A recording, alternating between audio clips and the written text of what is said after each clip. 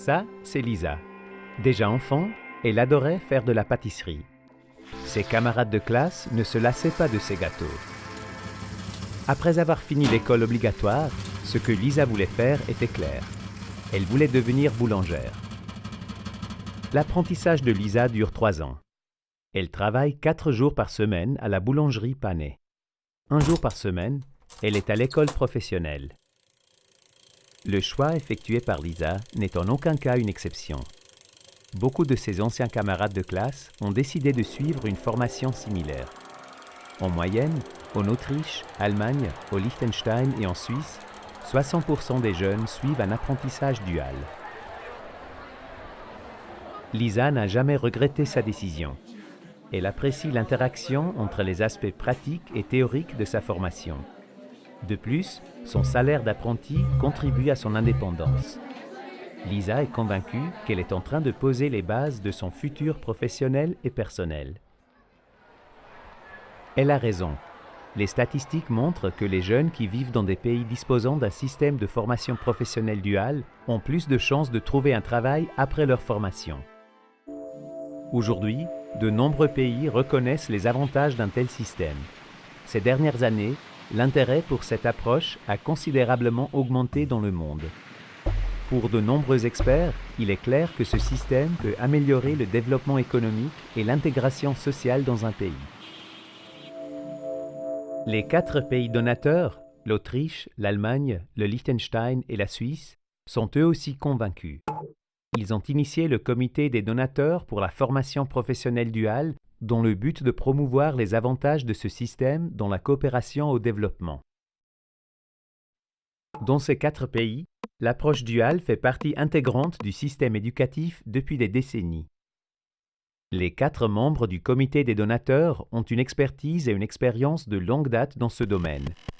Ce sont des experts dans la mise en œuvre d'éléments de ce système dans les pays partenaires de la coopération au développement.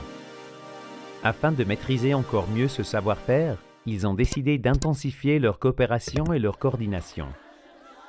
Pour coordonner et soutenir ces activités, ils ont mis en place un secrétariat, géré par 4 organisations très expérimentées en matière de formation professionnelle duale.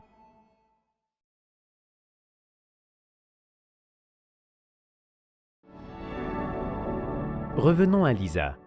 Au début de sa formation, Lisa a signé un contrat d'embauche. La boulangerie lui paye un salaire. Elle s'assure que Lisa acquiert toutes les compétences dont elle a besoin pour devenir boulangère. Pour la boulangerie, Lisa est plus qu'une apprentie. Elle est une employée qui soutient activement ses collègues dans leur travail quotidien. De plus, en formant Lisa, la boulangerie s'assure qu'il n'y ait pas de pénurie de boulangers qualifiés dans le futur. La boulangerie est convaincue que le coût de la formation de Lisa est un investissement valable.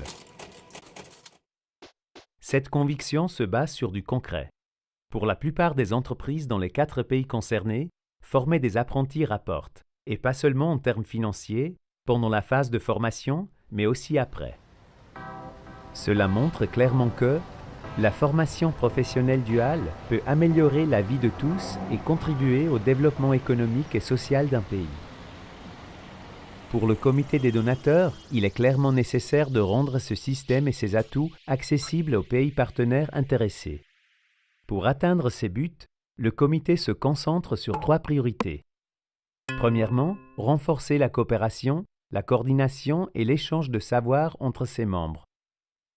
Deuxièmement, illustrer comment la formation professionnelle duale peut être adaptée aux contextes locaux et comment les partenaires peuvent la mettre en œuvre.